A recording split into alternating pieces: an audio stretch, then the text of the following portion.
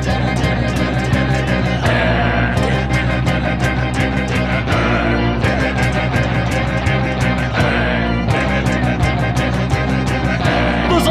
not a bat, he's a man who fights crime. And we're gonna watch him fight for a minute at a time. With John and Niall and a guest who doesn't rhyme. It's Bat Minute!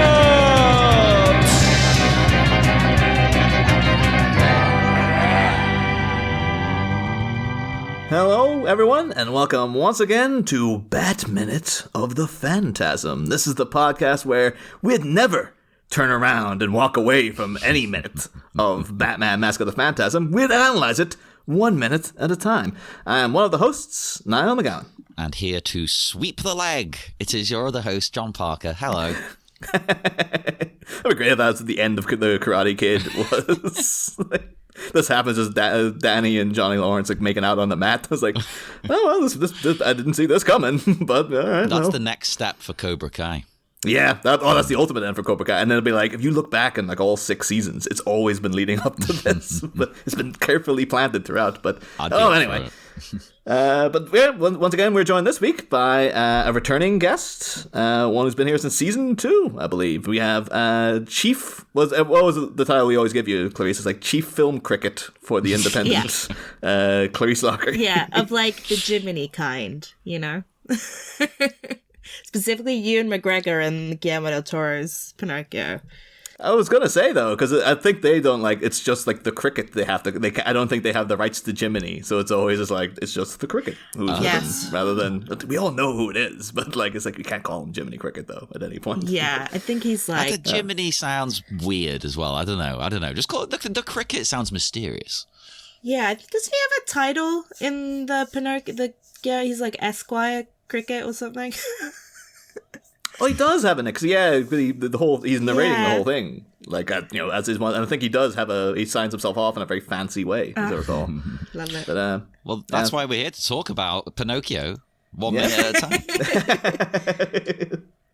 Yeah, but well, welcome back, Clarisse. Thanks for hopping on to talk about Mask of the Phantasm. Thank you. I'm specifically here to talk about minute 16, which opens with a Batman who laughs. And it ends a minute later with some shadowy cemetery shenanigans. Oh, I like that. Yeah. Should ask though, Clarisse, because we're going to have to gauge everyone coming in to this movie, because Mask of the Phantasm is sort of revered by a lot of Bat fans as being like the best Batman movie, but then it's not. It's also kind of not been seen a lot by people outside of like the white, the kind of hardcore fandom and stuff. But like, what's your history with this movie? Had you seen it previously, or what's the deal? No, my history started. When did I watch it? I want to say like 4 hours ago. Oh wow! I had never seen it because I feel like we've talked about this before, and maybe it'd be weird if we haven't. I have enjoyed a number of Batman stories, but I do not like Batman as a character. Yeah. So I think this has come up in the past. Yeah. Yes. So this has never been of interest to me, but I did watch it, and there's things I like about it. See, a lot of people, the reason it's so acclaimed is because people are like, oh, it's actually a Batman movie that's about Batman. But for you, it might be like, oh, that was the worst part. All the stuff about him. 100%. Of like, the animation is really good. I love the voice acting. This movie just really doubled down on why I hate Batman, because I think his entire philosophy sucks. Yeah. And I got quite annoyed at the end because the man loves to lecture people when he is the biggest hypocrite on the planet. And I do not have time for that. So I cannot be on board with the storytelling here. That's all I'll say.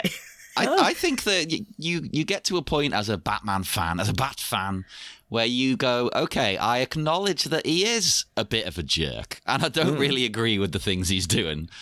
But you kind of go, yeah, but I like to watch him. But maybe you'll get to that phase. Maybe you'll be like, yeah, I like to watch this In this movie's defense, though, I would say at least it does have a clap back to him, because he has that bit where he's like, Andrea, what will vengeance solve? And she's like, if anyone knows the answer to that, Bruce, then it's you. And he has no response. He's just like, oh, I guess you're right. But it's not even that. What really annoys me about Batman is his whole no killing thing, because he will beat any human being to a pulp, probably permanently alter the course of their lives, because I don't know what lasting damage he will create. But he's like, not gonna kill them though. I am instead just going to throw them into a system I know is flawed, because these villains keep getting out again. And Arkham seems like a horrific place. Like, what the is wrong with the penal? I mean, I'm anti-carceral in general, but like specifically in Gotham, what the hell? that is a good point. Like, we talked about that. I think it was in Batman Forever, where you see, like Ivy getting put away and. No, it wasn't Forever. That's Batman and Robin. Was it? But which one was it? We talked about this. We brought it up either way. I can't remember.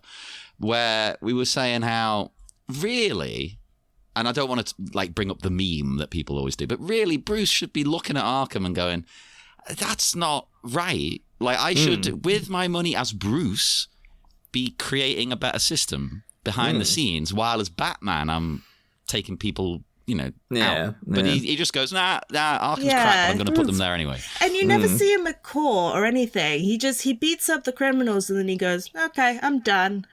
Well, I think that's a matter of, like, if he showed up at court, they'd be like, well, some psycho came. It's like, we have to get him. We're going to arrest him right now. But he's still a cop. He is just a cop. He's just a cop that doesn't work directly for the police force, and that's like his go-around for all the really messed up stuff he's doing.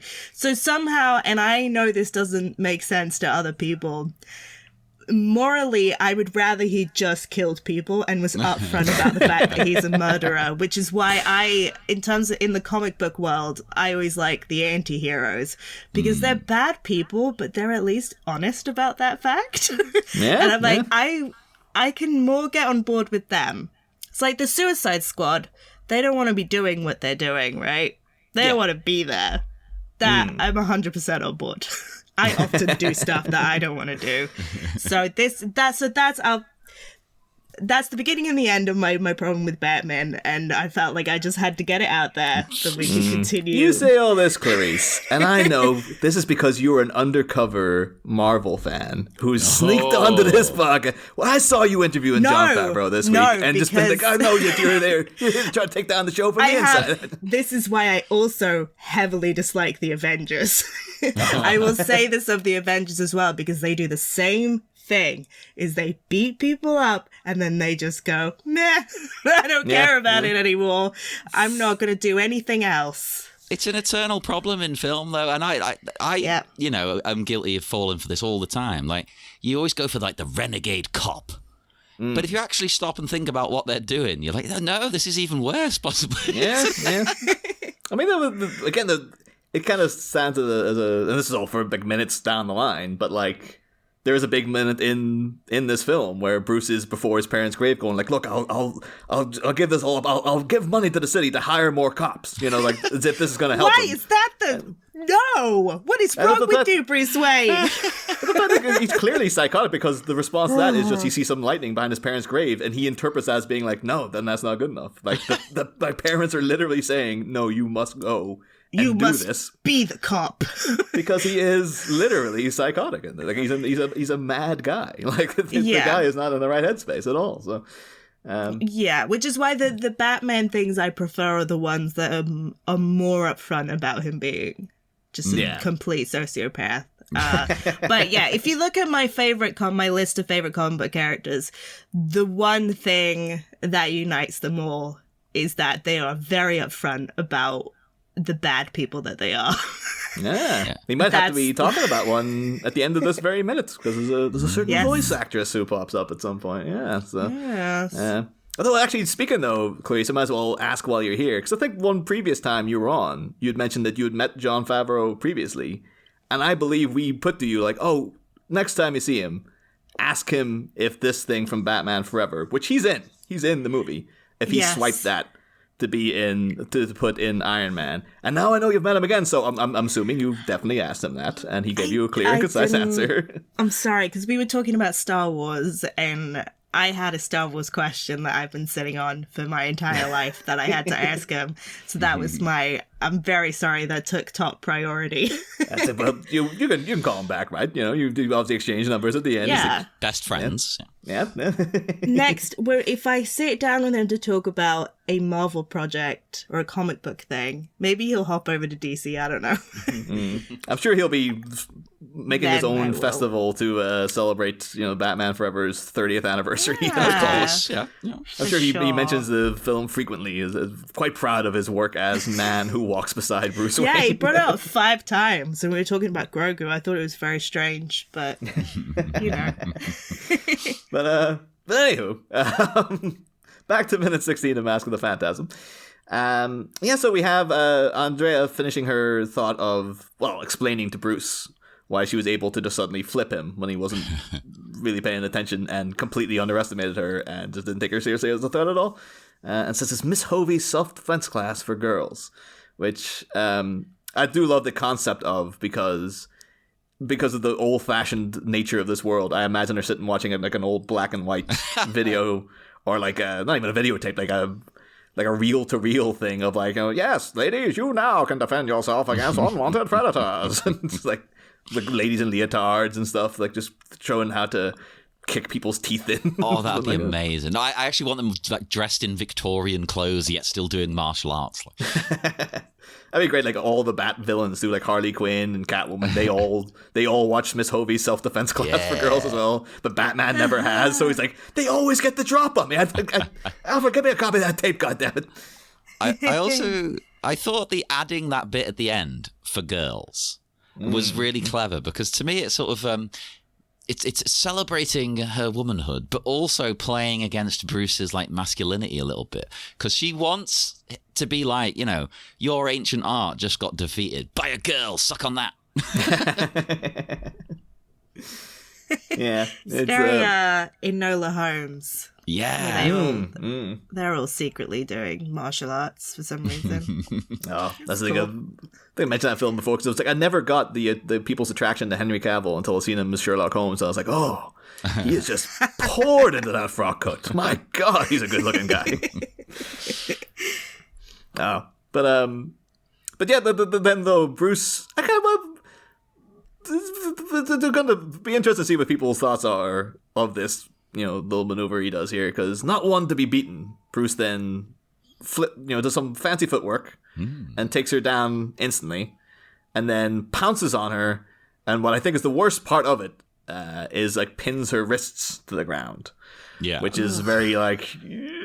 The rest of it, I'm kind of like, well, it's all playful enough. But the actual, she's struggling to get up and he's forcefully holding her down, is very like, okay, I'm sure this seemed very charming in 1993, but it's a weird one, isn't it? Because I'm sure people have probably done things like this, maybe with a partner, joking around, like you kid in, and then you let them flip you, and you're kidding. But this is like someone who doesn't really know. It feels a little weird.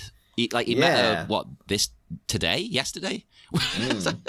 I think like her response to this could really dictate the entirety of their entire future now, because if she wasn't into this, then this would have been like, God, this would have been Bruce Wayne sued by like, big red flag. This, that's kind of weird. What I find weird is that she already got him to the ground, right? The match was over. Like, that's like someone ending an argument and leaving the room, and then they like circle back around and come back into the room and be like, no, actually, like, it's over. She won. She bested you. You only caught her off guard because she was walking away from you. Not cool, his version of George Costanza's like, oh, the jerk store called and they're running out of you. Like, driving home, he thought of it, like, God damn it. Because she had already left, and then she gets home and Bruce Wayne's just hiding in the house to do this. Aha! Not that. so for girls now, eh? You know what? This has brought up a point that, like, it's hard to judge, like, expressions when it's an animation. But, well, in a way, actually, you could say it's easier because it's a deliberate choice, right? So I saw Bruce, before he does that move, he does, like, a little smirk. And I thought he kind of found it funny that she had bested him. But now I'm questioning that. Now, like, funny in a good way, like, oh, yeah, okay, I was being a jerk. But now, Niall, you've made me think maybe it's like a little smile of like, I'm going to get you.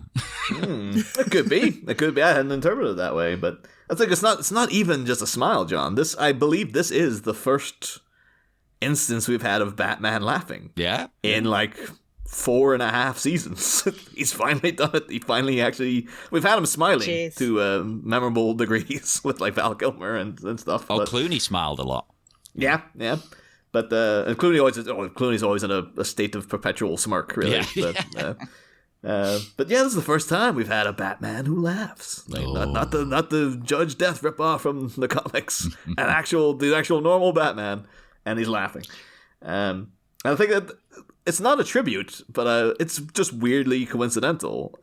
Is that, I don't know if you know Clarisse, but Andrea Beaumont here is voiced by Dana Delaney.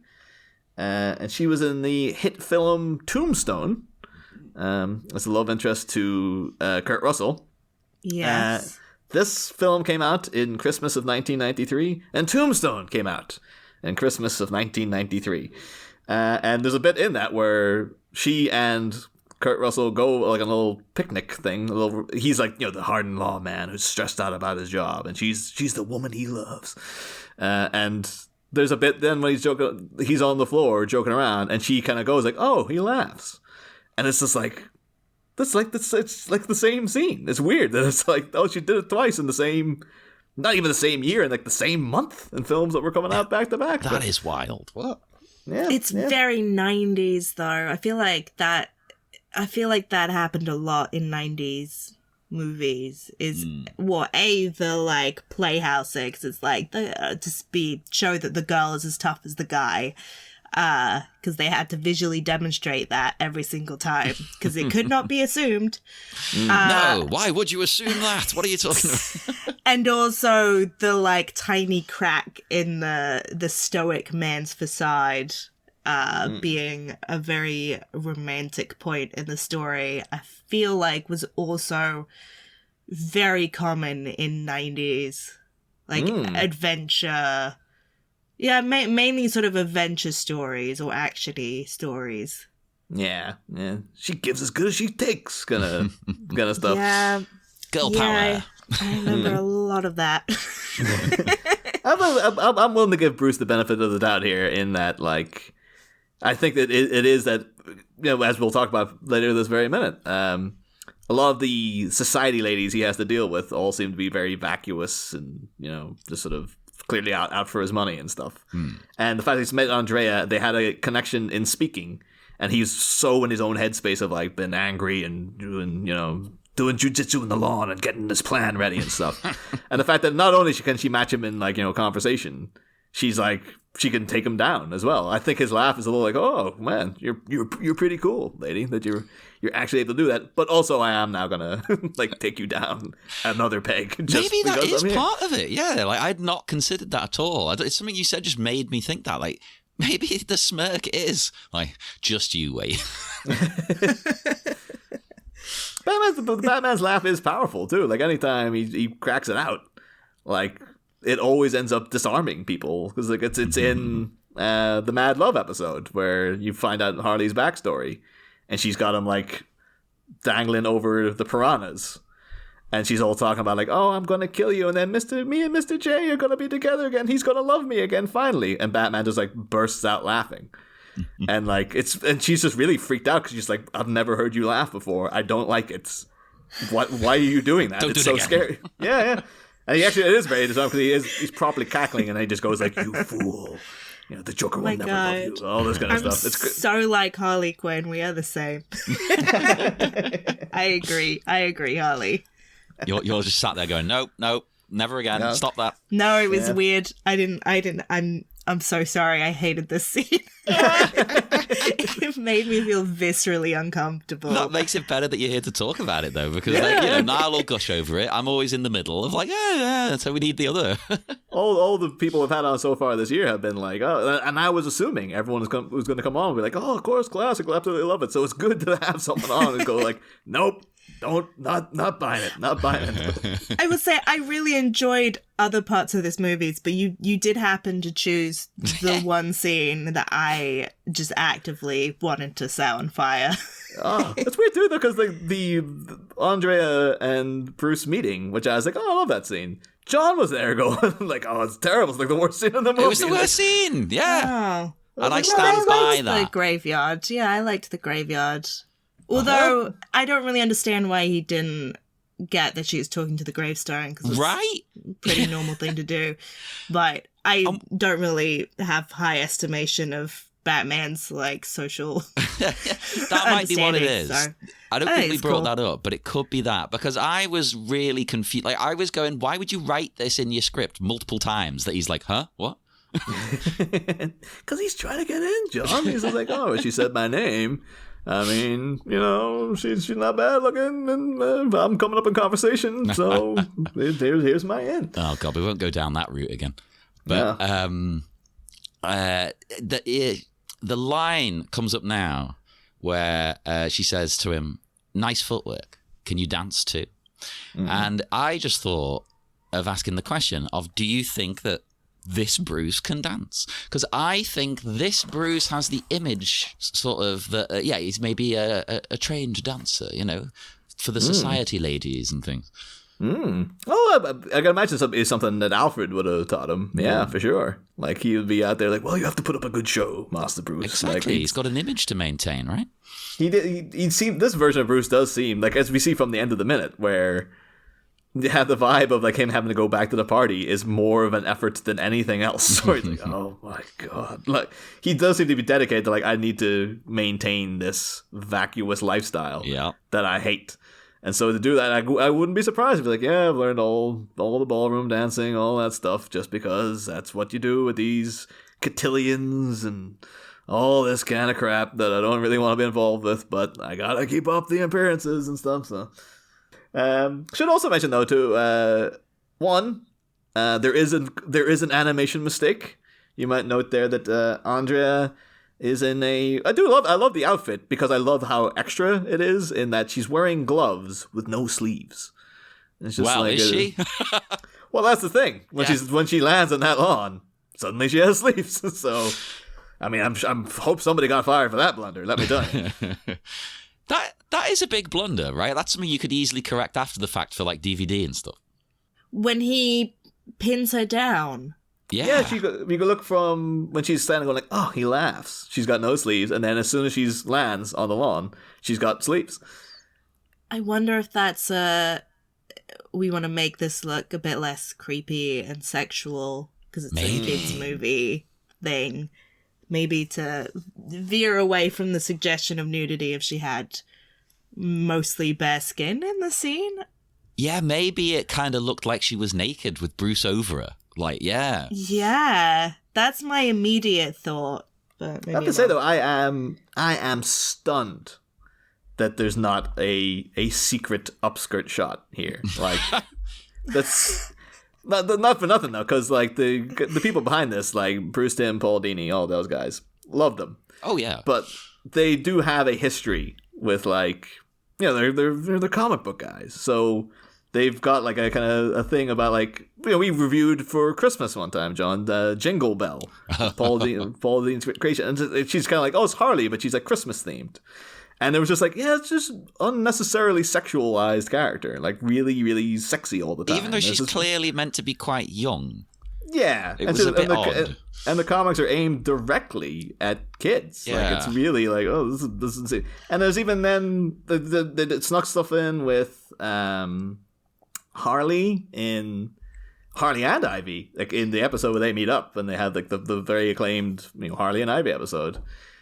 Like, they're hanging out kind of in their, in their civvies, and there's a real, like, they feel very cozy. And then that drastically evolves into, like, the comics where I can't remember the specific name of the comic, but there's one where Harley is they're in Arkham together, and Ivy was trying to bust out, and Harley balls up her plans, and she's raging with Harley Quinn, and there's just a shot of the two of them in the shower together, where Ivy is just standing, like, and they've just got, like, a little bit of steam across, like, her nipples, and then it's little suds or something, and then Harley's washing her hair behind her, like, singing, and just saying things like, suggestive suds are the only things covering them. And you're just looking at it going, like, there's no way that these the people drawing that aren't been like, oh yeah, like it's all very sleazy. That's my only problem with a lot of comics. Even you don't get it as much now, but if you read any older ones, you feel a bit dirty reading them, and you're like, I'm not reading this like on the train. And it was just let go for like a long time. But then they had it's a terrible movie, but the Harley Quinn and Batman movie, which is like it was Bruce Timm directed, and it was like out there a couple of years ago. Dreadful film. And it had the girl from, they call Mayim Balak from The Big Bang Theory. Mm-hmm.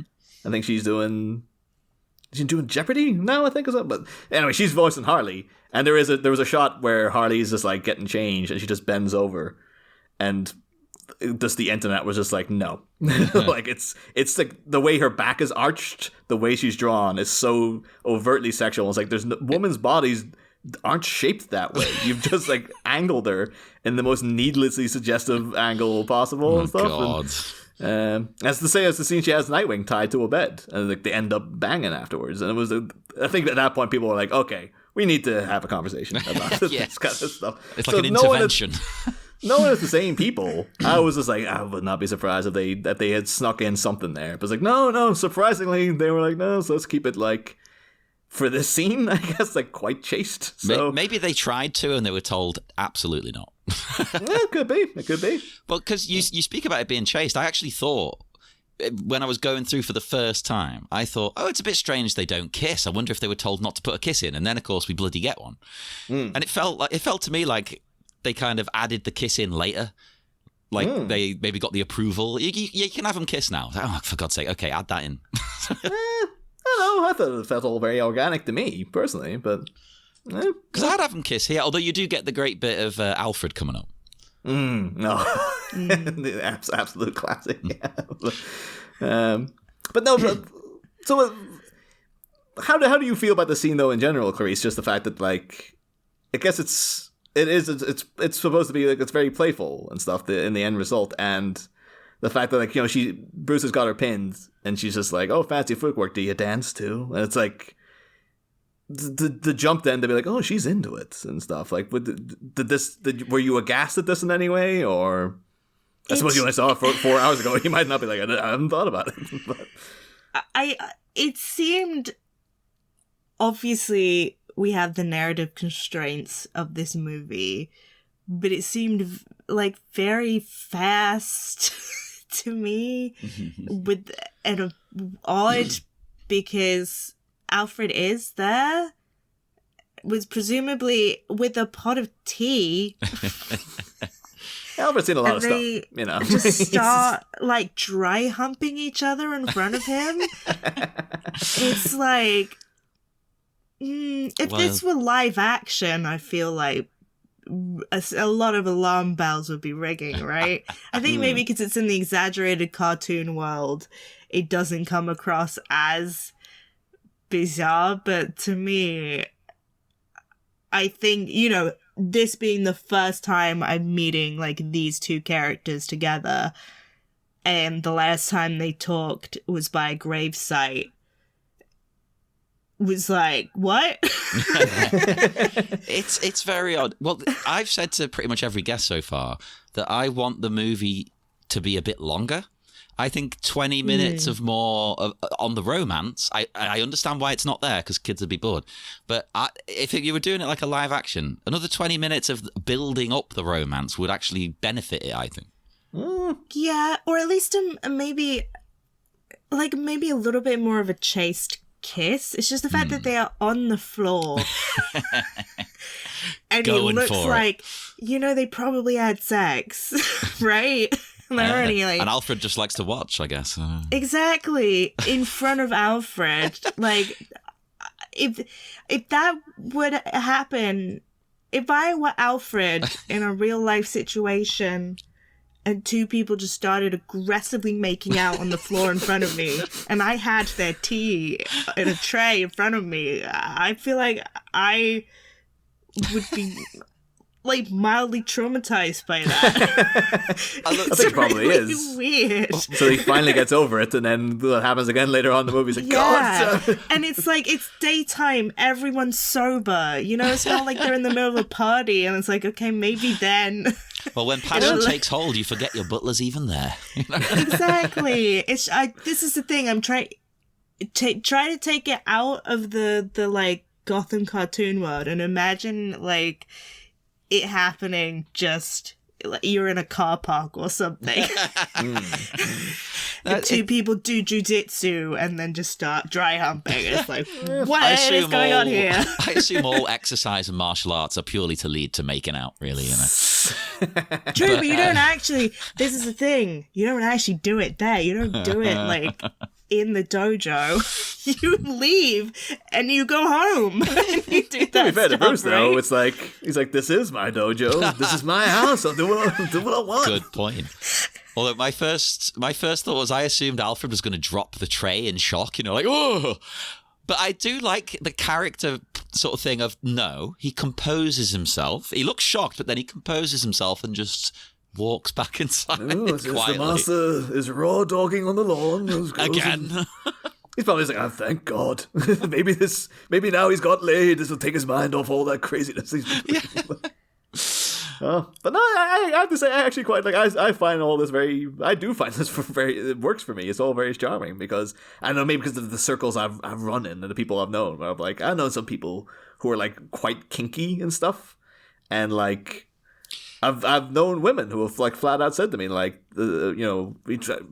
I've had people approach them and then trying to do everything very consensual and stuff like that, and they've been like, yeah, but I like it when a man just comes and grabs me and just like all this sort of stuff. There's people, and so this to me is like, these are two. She's gonna be, he's obviously messed up as a person, and she's going to be because she becomes the freaking Phantasm at one point.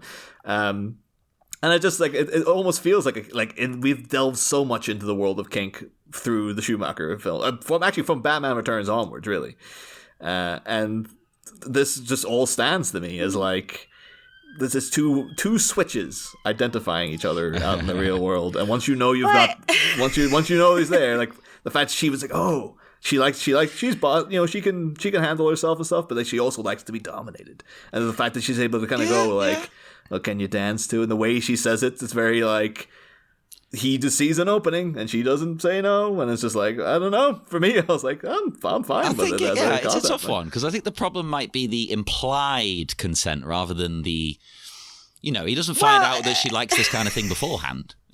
Can I clarify my issue? It's like if there were two consenting adults in private, it's the non-consenting Alfred. Yeah. That's my issue with this. I think that, to clarify, it's not that they do that immediately with them meeting each other, because they both consent to it and they're into it. Like, it's that they're doing it in front of their paid employee. That's a good point. That would be a controversial, like, surely you could sue him. Even worse, she's like, they stop like, Alfred, come back here. We want you to watch. Exactly. Yes, That I want to clarify that's my issue with this scene, is that to me, like, this is basically happening in public, right? Yeah, well, in his garden, I guess, but it's like people could be walking by. But I think because technically it's a workplace because the butler's there, and I feel like if they wanted to do that, they should have said, hey, butler. Hey, Alfred, sorry. Not hey, butler. Hey, Alfred. That'd be like way worse if he's just like, you've basically raised me since my parents died. And he's like, hey, butler, come here. I think that's a good choice of words on your part, because you could argue that doing this shows Bruce's sort of lack of respect for Alfred. He sees him as the furniture. Yeah. He's just there, I guess. He's always there. Does this happen a lot? Is Bruce just like fucking in front of Alfred all the time? Because Alfred's about to bring out some like lemonade or something, but he's like, I better get the Gatorade. He's going to need his electrolytes after this. For stamina, sir. Yeah. Or he's just like bringing out like a line of Coke or something, just like, well, keep things going. So I know how things. Will you partake as well in this? He's like, all right, If I guess they it's a party needed now. to have like a previous scene of like Alfred consenting to all of this to be like, I'm happy with you. You can do whatever you want in any room of this house. I'm cool if I see it. I'd love that scene. He's like, Master, I would like to watch one time. Well, it depends. Like, there's so many things Alfred could be doing. Going through his head could be like, oh, I better go phone the police, or oh, I better get my opera glasses. You know, it's just, or it could be like, yes, I'm going to get some, poppers to keep this thing going because. The day is young, but like this could go on for a while. So. As great as all that is, I do think the reality is the very boring answer of he's like, well, I'll just go and do some sweeping or some dusting or something. Yeah. It's weird. It's like, oh yeah, the seeing a guy getting horned up outside. I'm like, I better go do some. It reminded me another bit of, Teen Titans Go, which is a great show. But they always sneak in little sexy things all the time as well. And there's one. I always remember, like, Jesus Christ, like, how did you get this past the censors? It was crazy, where Raven will occasionally take off her purple cloak, and they always emphasize her legs, and it always has Beast Boy going, oh, the legs. Oh. It's just a kid's show. It's insanely sleazy. And there was one where, I think, Cyborgs are, and he had a big bowl of meat, and he starts pounding the meat. And it's like, while looking at her... already. No, it's entirely what you think it is. It's like it's a euphemism. Always pounding his meat, looking at Raven's legs. It's like they got this in a kid show. That's really funny. That's like out today. Like it's just out there all the time and stuff. But that's so bizarre, though, that I think it might hopefully go over kids' heads. Right? That's just so strange. Yeah, like no kid would have any clue what's going on, and I feel like they got it through because to a kid's mind, it's just like legs is kind of a funny word, right? To be like, ooh, legs. Yeah. There's one that I never got when I was a kid, and I only got it really recently when it was explained to me, which is in Toy Story where Sid has all like the spider baby, mutant toys, I guess, or whatever you want to call them. And there's one that's like a pair of Barbie legs with a fishing rod. And that's all it is. The fishing rod with a little hook on the end of it. Okay. And someone's like, yeah, she's supposed to be a hooker. Because it's like sexy lady legs, and it's just a hook. That's all she. I never thought of that. I never did either, but it was like that's supposed to be the joke. I was like, oh, no, I don't like that one. I expected better of you, Pixar. Go back to the Teen Titans one. That's funny. Yeah, there's a weird line that I can't describe there, but you're right. Yeah, like one's on the right side, one's on the wrong. Yeah. Teen Titans Go is always on the right side. I think that's the guide. phenomenal show, fantastic film as well. Like the, But yeah, so we get, Bruce and Andrea do it. They embrace and start kissing on the lawn. We once again, John, we get so many times we brought it up, and I finally actually got. I made a note of what it's called. Finally got what you call this lighting, this business. We always called it the Star Trek lighting, where it has she's entirely in shadow, and then there's a streak of light across her eyes. Dude, I have heard the real name for it, right? And I can't remember because to me it's the Star Trek lighting. Even though it's technically, I think you can also say it's the white zombie lighting. He does do it in that. Oh no, so it goes back to our old friend, the cabinet of Dr. Caligari, apparently is where it originates from. But it's called chiaroscuro lighting. It's an Italian term from. It goes back to painting. It's just a contrast between light and dark to be like make things pop and stuff. And apparently, in the biz, they actually refer to it as Shatner lighting. Oh, there you go. Because the rumor was Bill's still around. He can clarify if he wants, but whether you get an honest answer from him is another thing. But the rumor is that either he himself liked the lighting and so insisted they used it on Star Trek when he was in the chair a lot of the time. Okay. Or people say like it's quite slimming. And so I can see that. I can see it being quite slimming, yeah. Yeah, the directors were using it with him because Bill Shatner, famously sort of put on a little bit of weight during Star Trek, and that's why his uniform changed and stuff like that. So. Just sort of makes him look a bit sexy as well, doesn't it? Yeah.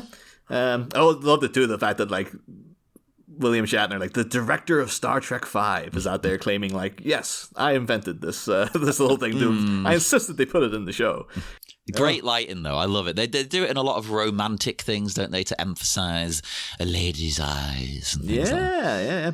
I do like, too, that they do it kind of twice in this, where Bruce's head moves into such a position as it naturally casts the light across Andrea's face.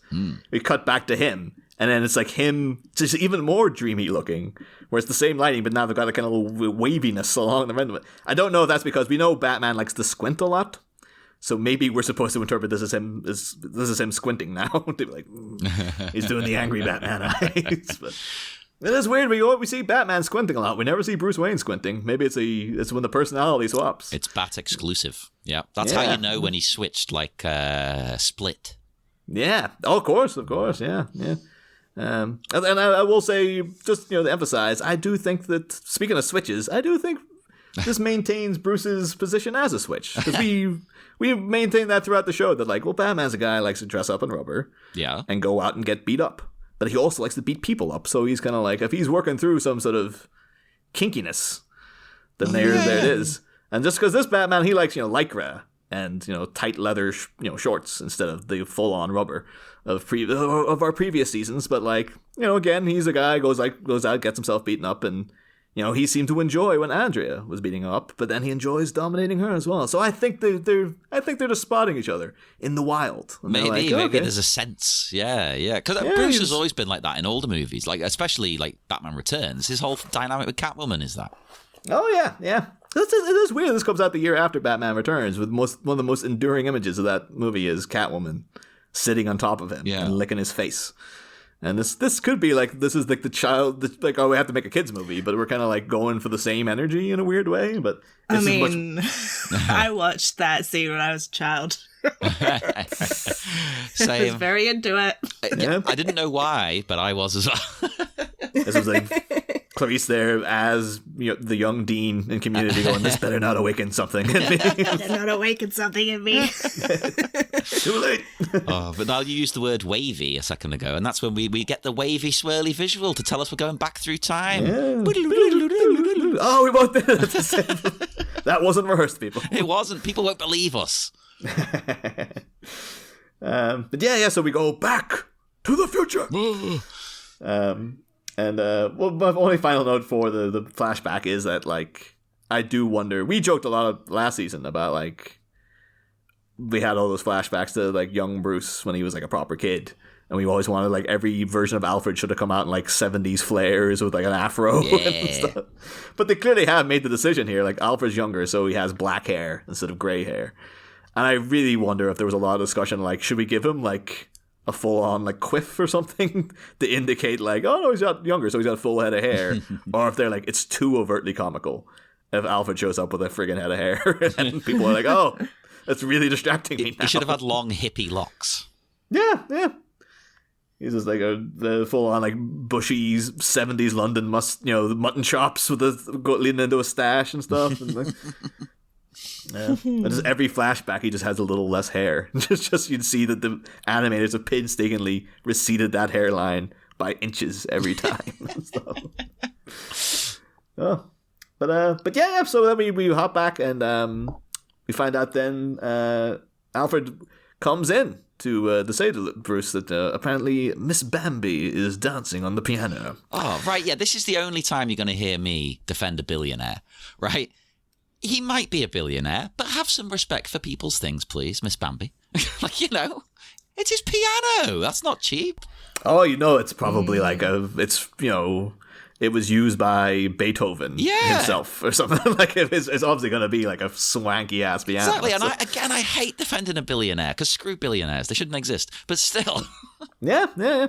Pianos should. Pianos absolutely should. Don't disrespect the piano. See, like, I chose to interpret this, though, as being like Bruce had recently seen Big. So it's one of those pianos he has. And he's actually got Robert Loggia there ready to go. Oh, yes. But then it's like, we didn't fork out for Tom Hanks. We've only got the other guy. But, like, I need to save some money for being Batman. To this day, I still have not had the pleasure of doing that. I've never seen one of those pianos in the wild that you get in Big. I've seen them in the wild, and every time you're just like, I can't.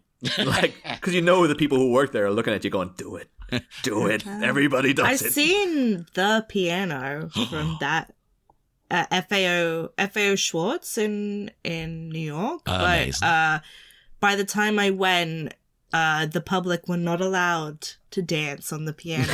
They were sick of it. Two professionals who would come and do like hourly shows on the big piano because It feels like, why have it there at all then? Because also if it's like a No. thing you can't easily like repair and stuff. It's like, just everybody's take gonna it wanna do out and put in a fake one that people can dance on. It's very strange. I mean, why not just fire on like, all right, $10, and you get to do the big thing, and just do the dance, you know? But I am surprised you don't hear any like they didn't add in like some sound effects though of like, or maybe they thought that was too overtly comical to have like, you know, the actual sound effects of Ms Bambi dancing on the piano. But I do like the way though that these women that we saw earlier on are just basically getting sloshed and partying like crazy. It's like in this billionaire's house, let's just go nuts. I kind of like that because why not exploit him a little bit? Take his free booze.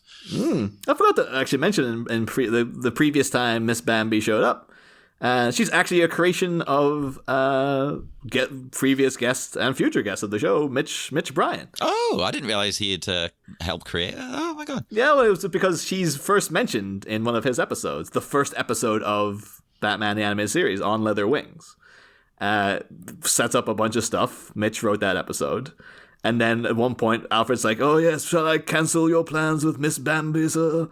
And Alfred's like, "Yes, of course." And then, so yeah, technically we can go. But Mitch is all have to go like, "Did you give them permission to use Miss Bambi as being He your didn't creation?" even know. What? Hang on, they used Ms Bambi? No. It's the first time I ever watched this movie. What the hell? I can't believe it. There's a lawsuit in here somewhere. I'm telling you. Oh god.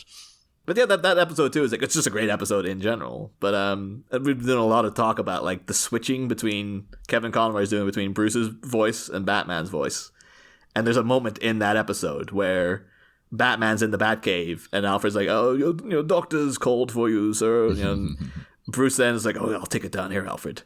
And it just has a moment of Batman putting on the Bruce Wayne voice. And it's kind of weird because usually it's like the other way around. You'll see Bruce Wayne doing Batman voice, and you kind of get used to that very quickly.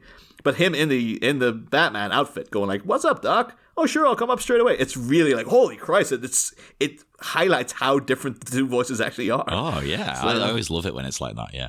Yeah. So highly recommend people look up that scene, or just that episode on Leather Wings. But we do again. Yeah, we got a little call, the siren's call from Miss Bambi. Brucey, where are you? She sounds like Harley. Yeah, suspiciously enough. Did you recognize the voice, Clarisse, when you heard it? So No. that is Arlene Sorkin, the original voice of Harley Quinn. Yeah. Not even trying to hide it. I think we were quite confused the first minutes. We're like, is it Harley in disguise or something? Like, why? She sounds exactly the same. It's literally the same voice. Oh, that'd be something. That'd be like fighting Harley Quinn. He's just like, "You sound like one of my exes. It's really weird. Like, it's really distracting me now." So.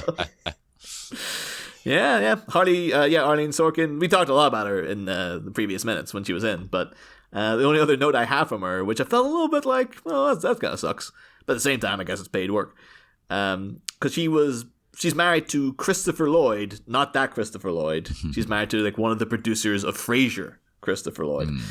And if you watch Frasier, you know, like most episodes, he has callers into his radio show, and it's always like celebrities doing it. So it'll be like, if you have an eagle ear, you'll hear like, "Oh, it's, you know, William H. Macy or something." But apparently on actual filming, it was always Arlene Sorkin. She would be the person ringing in to do the voices, and then they would dub her over in the edit, which kind of sucks. As Harley Quinn.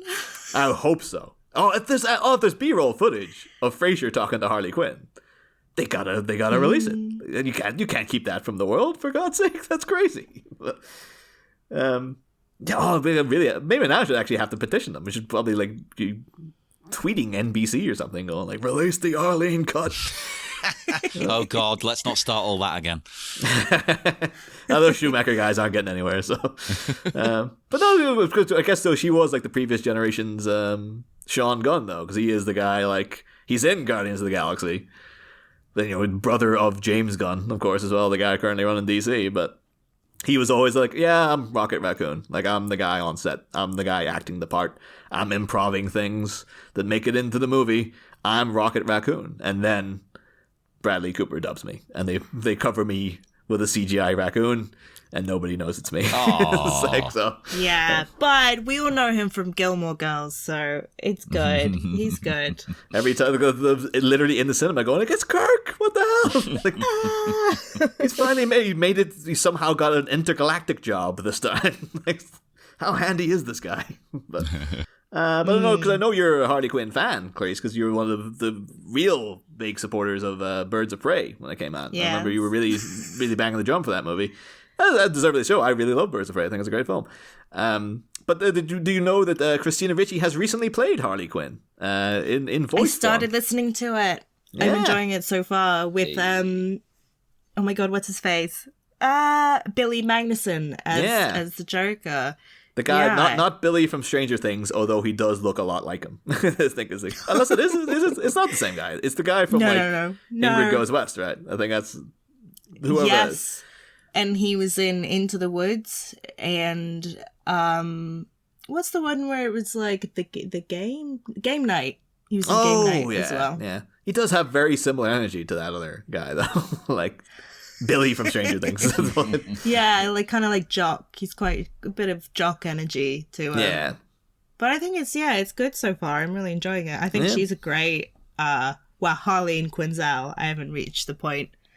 Well, that's the thing, yeah. They're kind of it's doing things very like we've got to this point now with Harley where there's a lot of like revamps of it. Of course, we're going to be getting a musical version through Lady Gaga, like imminently, kind of. Yeah.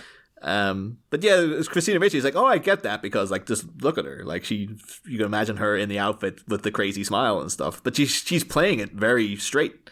Like she's like, there's no Bronx accent. There's none like. They've eradicated the kind of the Judy Holiday of Harley, which I find quite sad because that's one of my favorite aspects about her is the thick accent and stuff. But yeah, just like the show is good. Sound Mind, I believe it's called, but it's part of a whole like, well, just various free interpretations of characters in DC. It's kind of the whole pitch of it is like, what if Harley was actually the boss of that operation the whole time? What if she was using the Joker the whole time? Oh, and so like it's an interesting spin in the whole scenario there because I guess people want to rationalize this beloved character, but like, well, it still seems weird that a fully qualified psychiatrist would fall for this guy's tricks so much. And stuff, that kind of thing happens, though, you know. I think that's the tragedy of her. Is that like she's an intelligent woman, she's very capable, but she just can't see past. It happens sometimes, you know. Yeah, I would say the Harley Quinn story is one of the most believable in comic book backstories. Yeah, she doesn't just fall into like a vat of acid or something. Exactly. It's like it's an emotional, psychological abuse situation with a very charismatic person, and I mean, I haven't gone very far in. I don't think there's anything about Harley Quinn that really needs revamping at this point. I mean, her in the comics and also in the movies and TV show, her separating herself from the Joker, like that's the only thing that needed to happen. Yeah. And now I feel like she's kind of perfect. I think that might be what they're going for, though. Is like, but now she's kind of like a beloved, you know, kind of like a bit of a feminist icon, Harley, at this point. I think she's my feminist icon. I think they might be trying to retroactively be like, not only does she have to be separated from the Joker, but we have to kind of make it that she was dignified with it the whole time. Whereas, like, well, the kind of compelling element of the story is that, like, she went through an abusive relationship and she came out the other end, was able to tell the guy to go f*** himself and stuff. It's like, that's the power move that she does. It's the same thing, like, when we had to talk about last season when, like, they changed, you know, they did all the work with Barbara Gordon when she, you know, was put in a wheelchair by the Joker. And then they made her a very empowered and empowering character in Oracle. And then DC Comics decided to give her legs back. And then most of the people, you know, in the kind of differently abled community were like, what the f***? Like, the whole point of the story was that she came out, that she went through the thing and she came out of it. Why are you changing it now to be like, no, she was fine the whole time? You know, it's an odd move, but no, I think that's it's wise to keep. It sounds weird to say it's wise to keep Harley that way, but that's her story. That's that's what's great about her, and that's what's so empowering about her story. And part of the reason I love Birds of Prey is that it's about her finding herself again after this relationship. And I think with like, oh, I was going to say something really serious. No, I think with like a lot of like, it's interesting with comic book stories. I mean, you often get the same ones over and over again. It's like Batman. It's like orphaned by parents, like orphan, and then he gets all this money and powers, and it's, unless you've had that like really specific experience, and I don't know how many billionaire orphans there are in the world, like it's not super relatable. But I think with someone like Harley Quinn, like so many people can relate to that, and that's what makes her one of the best characters in the comic book world. And also I think one of the best backstories is that within this really like inflated cartoon world, the emotional journey is so grounded. It's so unexpectedly grounded. And sometimes I get really caught out by comic book stories where they go, you know, where they suddenly go somewhere really real and you're like, oh my God, I thought this was just like latex and stuff. Now you're dealing with real human emotions and I don't know what to do with this. And that's what really caught me out with Harley Quinn. Like seeing the sort of the newer version of her is like, oh my God, like that's a really human story. This is fantastic. I love it. Yeah, that's the fact that too. She still owns a lot of the stuff as well. You think like, oh, getting out of the relationship with the Joker, she'd try to like ditch the clown motif and all that kind of business. But like the fact that she's like, no, this is mine now. I'm still gonna be the person that like he was part of making me who I am. But like I'm not gonna hide away from that. I'm just gonna make it a part of me and move on with things and not let it get me down. Yeah, I think that's a good lesson in a way. Like she doesn't have to completely change who she's become. Because she likes who she's become in a way, but she just has to, you know, get rid of, jettison one part of it. We will head off then into the dark, dark night. Clarisse, would you like to tell people where they can find you online or plug anything you want to plug, anything at all? You can find all of my work on my Twitter at Clarisse Lou. And I co-host a podcast, Fade to Black, where we do movie reviews weekly, interviews, hot takes. My co-hosts love to talk about Batman. So there's a lot of Batman chat. I usually I stay quiet for 2 minutes because hey, you're a Bat expert now, in a way. Yes, I'm a Bat expert. Yeah. Oh, well, check that out. And as usual, speak to us on Facebook at the Bat Minute Listeners Cave, Twitter at Bat Minute, Instagram, the Bat Minute. And why don't you go to, what should I plug today now? What did I do? Like, I don't know. TeePublic. Go to our networks, TeePublic, Sleepy Charlie Media, and buy some merchandise if you want. It helps us, and you get a cool T-shirt. What more have we plugged Miami Minutes on the show? I always forget to be like, oh yeah, we have another show that we're doing. We brought it up once or twice, but yeah, there you go. Go and listen to our other show, Miami Minutes, where we go through the wonderful movie Miami Connection, which is a masterpiece. It's not a bad movie. I don't care what people say. It's great. So listen to that as well. Why not? You get more of us, and you don't really get guests. It's more just me and Niall being obsessed with Grandmaster YK Kim. And the way he holds people's noses with his toes. So do that, and we'll be back on Wednesday for more Bat Minute of the Phantasm. Next time.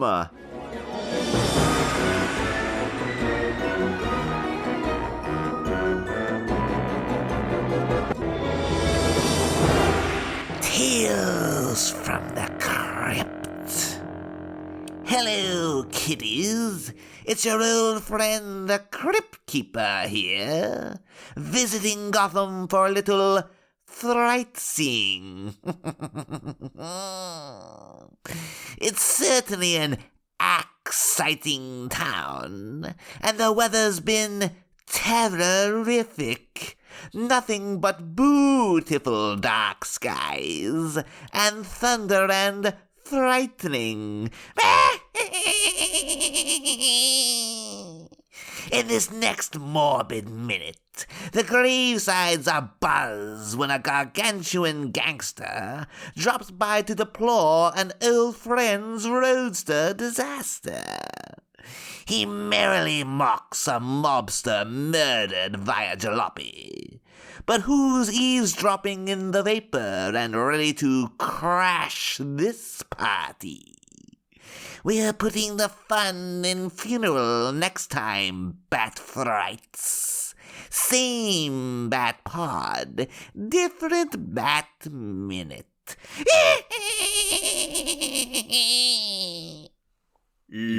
Must top, tiefet tabitane.